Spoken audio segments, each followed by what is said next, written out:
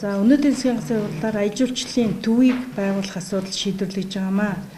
Ер нь Монгол улс аяж жуулчлалын салбараа хөгжүүлэх асуудал дээр онцгой анхаарлаа хандуулан ажиллаж байгаа. За бид бол хүрэн эдийн засагта уул уурхайн салбар дээр түшгэлсэн эдийн засгийн орлого болдог ийм улс орон. Тэгэхээр өнөөдөр дан ганц уул уурхайн салбараас хараат байдаг эдийн засгаа өөрчлөхийн тулд аяж жуулчлалын салбарыг хөгжүүлж олон мянган иргэдийг ажилтаа орлоготой болгох, орж ирж байгаа орлого нь тийш хүртээмжтэй хуваарлагдах, ажлын байрыг бий болгох, мөн орж ирж байгаа жуулчдын тоо нэмэгдэхээр 10 хүн тутамд нэг ажлын байр бий болдог ийм сайн үзүүлэлттэй орж ирж байгаа орлого бол маш тийш хүртээмжтэй хуваарлагддаг, иргэн бүхэнд хүрдэг.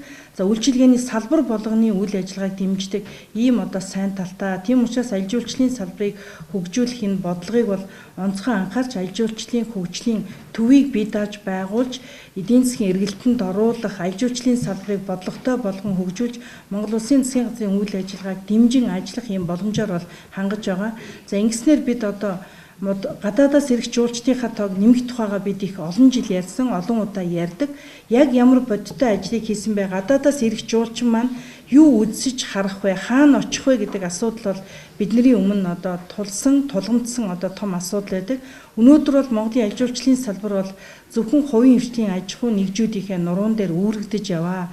Тийм учраас энэ засгийн газрын үеэс эхэлж Монгол төрийн бодлогод аяж жуулчлалын салбар бас орж ирж байгаагийн том нэг шийдвэрийн баримтчиг гарлаа гэж бид ойлгож байгаа.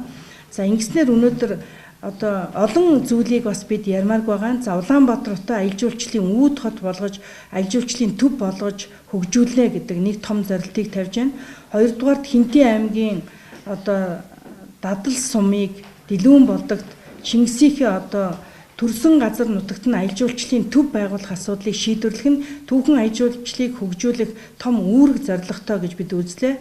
3-дугаар дэлхийд хамгийн томд нэрлэгдсэн цэнгэг устай дэлхийн 2-дугаарт ирэмблэгж байгаа Хүсгэл нуураа бид аяж жуулчлалын том төв болсон гэж үздэг. Тийм учраас энэ төвийг бий болгож байгаа, тэнд үйл ажиллагаа явуулж байгаа аж ахуй нэгжүүдэд өндөр шаардлага тавьж эко аяж жуулчлалыг хөгжүүлэх чиглэлээр байгаль орчныг экологийн хувьд хамгийн зөв зохистой ашиглах тийм стандарт шаардлагыг гаргаж тавиад тэнд аяж жуулчлалыг хөгжүүлэх бодлогыг хэрэгжүүлнэ гэсэн ийм үндсэн зарчмуудыг өнөөдрийн засгийн газрын хуралдаанаас шийдвэрлэлээ.